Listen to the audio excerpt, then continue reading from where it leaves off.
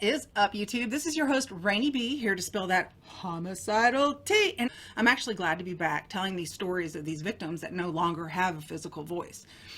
This case is a little difficult for me, though, as I'm usually so sure about the guilt of this person. And actually now, having written this script, it's weird to read this because the end, you'll see this isn't necessarily how I feel anymore. But anyway, we'll get to that later.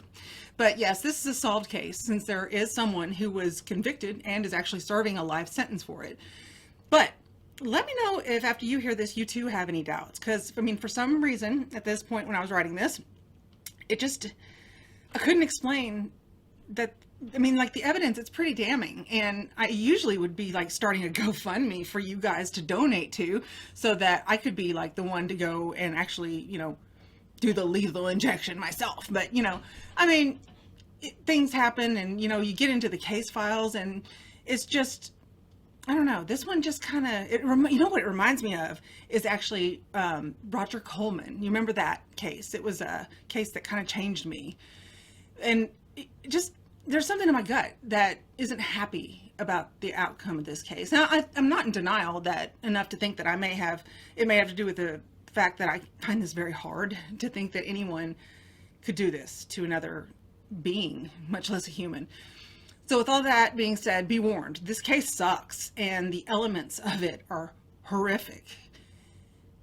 It involves infant abuse and its depravity is, I've never seen anything like this before, but it's very deviant. So there's not even really words that could be able to describe them all. So anyway, if you're able to handle that, that's cool. I mean, I guess, and it's bad. Let's just go ahead and get into it. And if not, we'll see you in the next video. No worries. I don't mind. I won't, I totally understand if you want to skip this one. But this one is the solved homicide case of 28-day-old baby Paris Talley. God, that hurts just saying that out loud.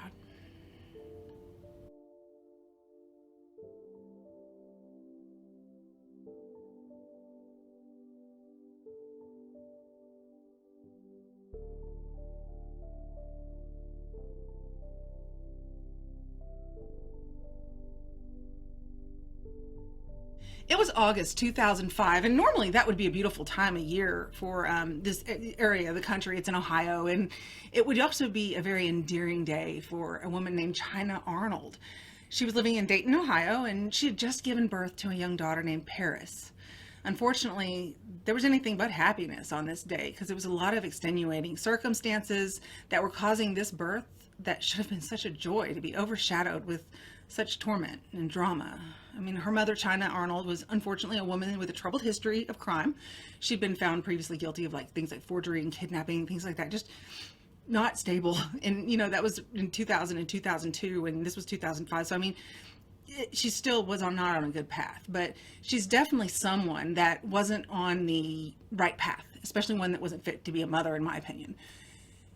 And this is where it especially becomes tragic because Paris Talley had no control in being born into such a chaotic environment.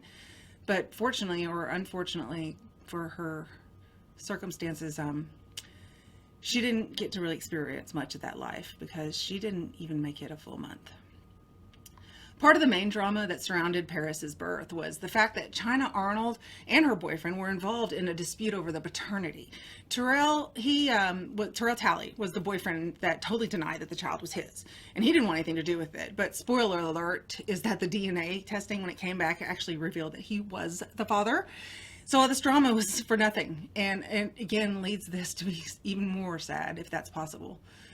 When we started all this arguing over the paternity of the child and whatnot, the issue was that Terrell, he had admitted to having an affair with a neighbor lady in that same part of town that China Arnold lived in. And that set off a chain reaction, of cyclic thoughts that you get thinking, well, okay, he's cheating on me with this woman. Now I'm having a baby with this man who's not going to be faithful to me. You also have a man who's being accused of being unfaithful because he was. And then he's using projection to, it's the perfect mix of, you think I'm cheating, well, you're cheating. And it was awful. It was just toxic. And then you mix this with the toxic bitterness of the drug culture, and then lower income, lower in education, the mixture of all these unfortunate circumstances combined. And I mean, and I'm not only conjecturing this because it's China. I mean, she didn't have the best upbringing either. So I mean, actually, I am just assuming that, but there's no other way not to assume that when you get into the details of this case. I just don't know that for a fact, so I have to say that legally. But anyway, but it causes a mixture that it eventually implodes, and that's exactly what happened on August 29th, 2005. Court papers reflect that China Arnold had made a decision that she would not remain a mother of this baby, and that Terrell didn't want to be involved with to begin with. That's when, according to the court documents, that China Arnold decided that Paris needed to no longer be a part of this equation. And her weapon of choice? A microwave oven. That was hard enough to write. And when I wrote this, I said, I can't imagine reading this on the teleprompter. And it says, I actually am reading it. It says, wish me luck. I hope I don't start crying like I used to all the time. And here I am. Anyway, this is almost one of those cases that I wish I never came across, because the stains that it leaves on your brain are just ones that you just wish you didn't even know about in the first place. But I mean, anyway, back to this case. August 30th, 2005, China Arnold, she brought Paris to the hospital, and Dr. William Madre in the emergency room, he was the physician, he noticed burns on the child's tiny body, 28-day-old baby. Anyway, he noticed burns to the baby's face and limbs, and China Arnold, she acted shocked, like, what burns? What are you talking about? Like, she had no idea why the child was unresponsive, and this didn't sit well with the doctor, because I mean, they're trained for this. They understand, what the difference is in genuine concern and whatnot. And it didn't go unnoticed on Dr. Madre. And he could tell from his years of practice when someone just isn't being authentic. And that's actually in the court documents, that he could tell that her genuine concern seemed almost rehearsed, if you will. Now, by the time that China had brought little Paris to the emergency room, it was too late. I mean, they tried to revive her, but I mean, she was already gone. I mean, she had shown no indications of life whatsoever. But I mean, the physicians at the time, they took charge, of the remains at this point, and they attempted to revive poor little Paris, but it was too late. I mean, anytime there's a suspicious death like this, though, it's immediately reported to the police, and detectives were dispatched to 415 Hall Avenue in Dayton, Ohio, and they searched the same day that Paris was brought to the hospital. Detective Doyle Burke, he had been on the scene at the Hall Avenue residence, and upon inspecting the restroom on the second floor, he discovered a plastic tub with some murky water in it that hadn't been drained. This is, it was heart-wrenching to type this part, and I'm reading right now. It says, I don't know how I'm going to get through this. Okay. He said he noticed flakes and flecks of tissue in the water, which he later went on to say they were pieces of skin that were floating in the water. And there was a dishcloth that was nearby that had some sort of sediment on it, and it looked like it was stained, and what I'm imagining now is, some sort of organic material or blood. I'm not quite sure, but anyway, he kept searching through the house for anything that could have contributed to these burn injuries on the child, and what could have explained this washcloth and the small flecks of skin in the tub. This case is hard. It was reported in the court records that Detective Burke said that he passed by that microwave probably 20 or 30 times in that kitchen and was completely unaware that it could have anything to do with the case. But what the forensics teams actually found was proof that the swabs from inside the microwave oven tested positive for baby Paris's DNA. An examiner from the Miami Valley Crime Lab found a partial DNA profile from the ceiling of the microwave oven that matched Paris Talley's DNA. So China Arnold's DNA was excluded as a source of that DNA as well. The coroner also tested the microwave oven and concluded that the baby Paris could fit inside of it, and that was actually shown in court. And I put a picture up. This is such a bad case. I hate this case, I'm telling you. Anyway, in addition, the coroner concluded that the burn pattern on little baby Paris was consistent with the heating element of the oven, and that was located on the dome or the roof part of the oven. According to the coroner, Paris was placed on her back and was faced up toward the heating element. Now, the coroner concluded that Paris died no earlier than 1 a.m. and not significantly later than 3 a.m. on August 30th, 2005. Later during the trial, they would bring in a medical examiner from another state because she'd actually had experience seeing burns on a baby in a microwave, which, side note, makes me even sadder for humanity because that means that's not even the first time this has happened to a child. Anyway, maybe I've taken too long of a break because this is just horrifying. Anyway, when the coroner came aware that there was allegedly injuries from a microwave oven, they performed microwave experiments on infant pigs that were about the same size of a small baby. Now, during this time, in their research, the medical pathologist also became aware of a case in Virginia which an infant had been found deceased inside a microwave. And upon that investigation, the coroner discovered that the burns in the two cases were nearly identical. Dr. Marcella Fierro, one of Virginia's top medical examiners at the time, she stated that those injuries that occurred to this baby were due mostly, though, to thermal injuries, that her internal organs reached dangerous temperatures exceeding 107 to 108 degrees Fahrenheit after being, quote, cooked for 2 minutes. I know I had trouble typing this, and I don't know why I put these in the scripts, but it says I don't know why I just decided to just cover this story. It's weird because I'm not actually I'm not moved by children's injuries like a lot of the other YouTube true crime creators are on here, and I attribute that because I don't have children, so I don't really have that same level of empathy because I'm not proximity wise, I'm just not as close to children. But this one, for some reason, is really, really bothering me. I mean, I guess that's good because I have a tendency not to really feel a lot of empathy for the humans in this case. I mean, usually for the victims, yes, but I mean, this is hard for some reason, but it's probably because I feel more empathy toward humans that are like, cognitively affected or elderly that can't defend themselves and like that. But I mean, this is just a prime example of how this little being couldn't defend itself, and it's a helpless brand new little baby. It's a little bitty brand new baby. It's absolutely defenseless, and it's just killing me for some reason. I'm sorry. Get back to the case. I should have warned you that I'm going to go off the rails a couple times. Anyway, one more thing though before we get back to the case. There's probably going to be a lot of hard edits in this case because I can see myself once I get through this and keep going through it crying. So I'm sorry if I have to edit out a lot, and I apologize if there's a lot of edits, and I really try my hardest to do smooth editing. But that being said, let's again get back to the case. China Arnold, Paris's mother, and I use that term lightly, her mother, because let's just call her the woman who gave birth to her. Let's call her that now. She told the police that the infant had woken her up around 2:30 a.m. and that along with being alone in the house, she told authorities that the other children were upstairs napping. I would think they weren't napping, they should be sleeping because it was 2:30 in the morning, but you know what, who knows with this chick. But the detectives also, at this point in the court documents, noted that there was no evidence of any break-in, no proof that anybody else came in. Nobody else could have done this. So that means there was enough probable cause to detain China Arnold for suspicion of murder. But as the American justice system does so often, she was released for lack of proof.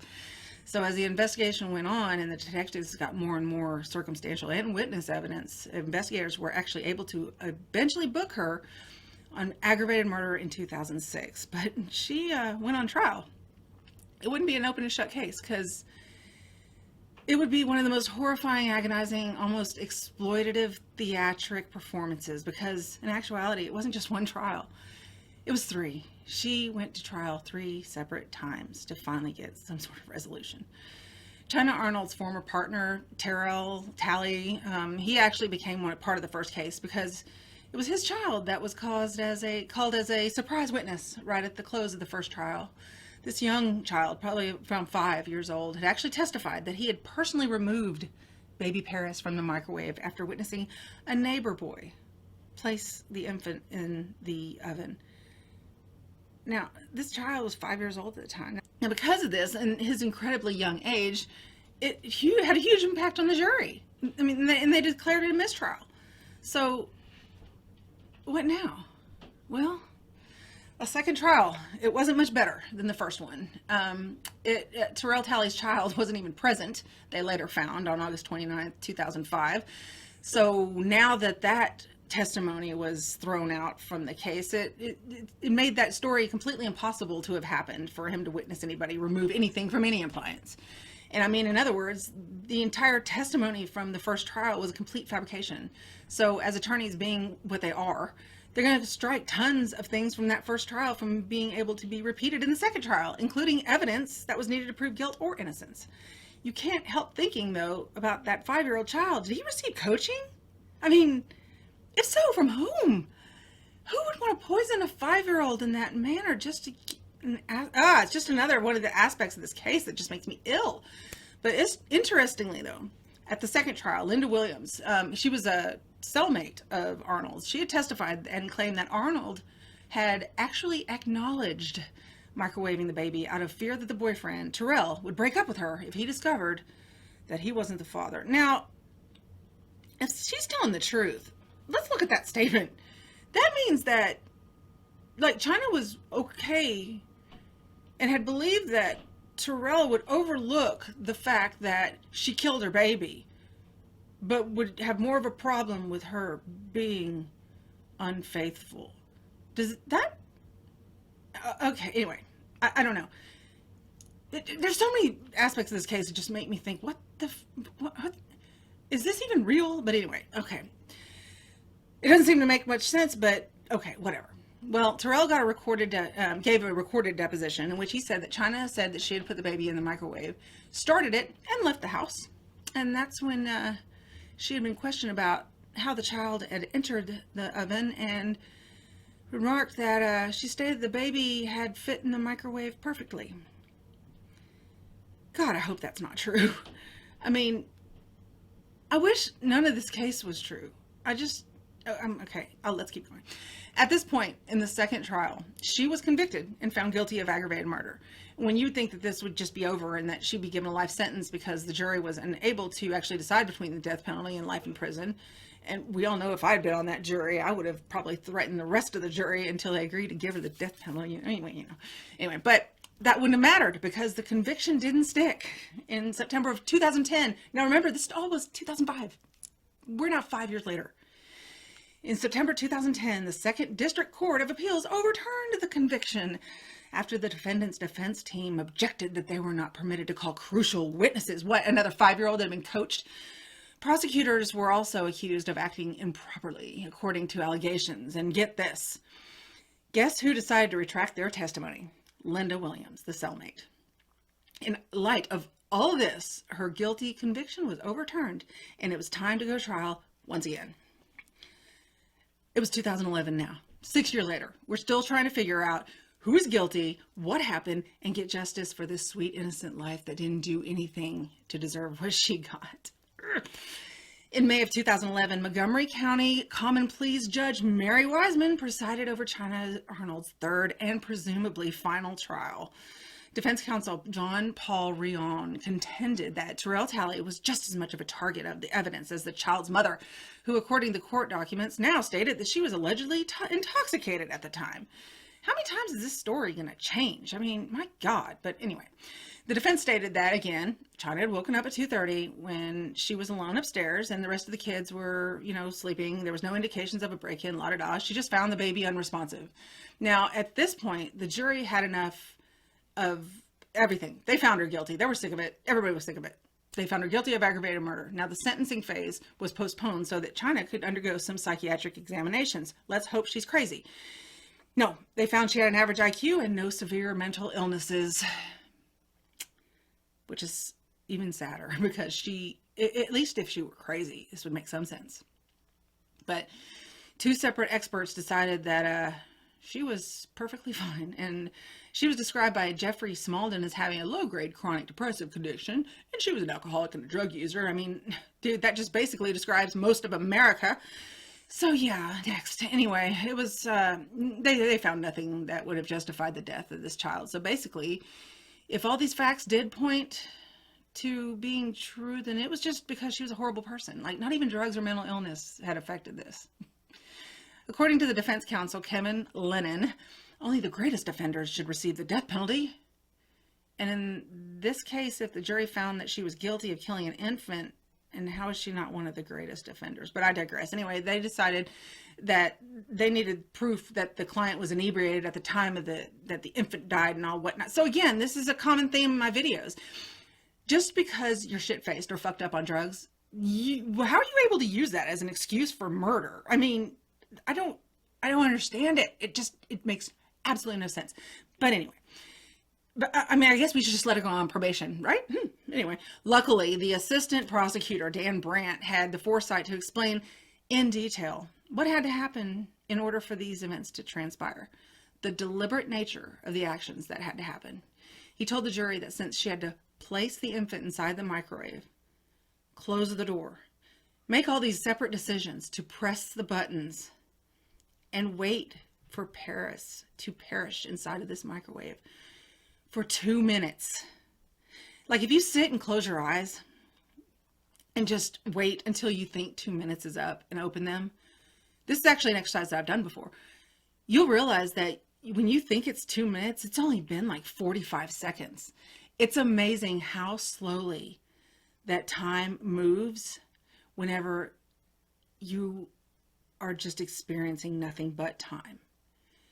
And I mean, and she had the facilities enough, and she was high or drunk enough to do all this stuff and wait. And at that point, the prosecutor said that her murderous actions were even more purposeful than someone killing with a gun or a knife, which I agree with now. And it does not go unnoticed that China then placed this infant into a tub of water for some reason, and where her skin actually peeled off, and then waited till the next day to take this tiny precious child to the hospital that was already dead.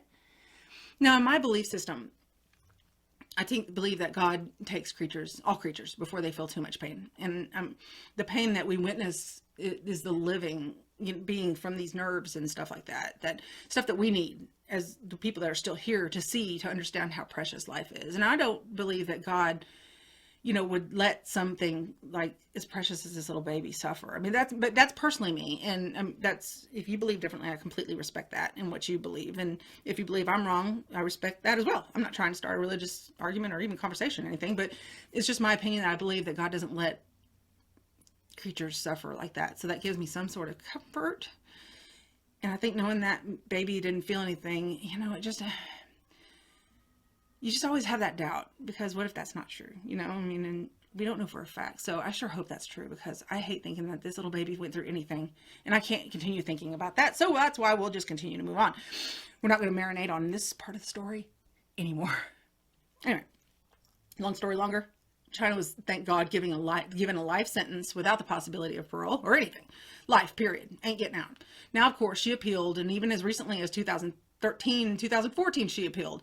Luckily, she was denied. She was denied again and denied again. Thank God. So, anyway, she does still state that she's completely innocent.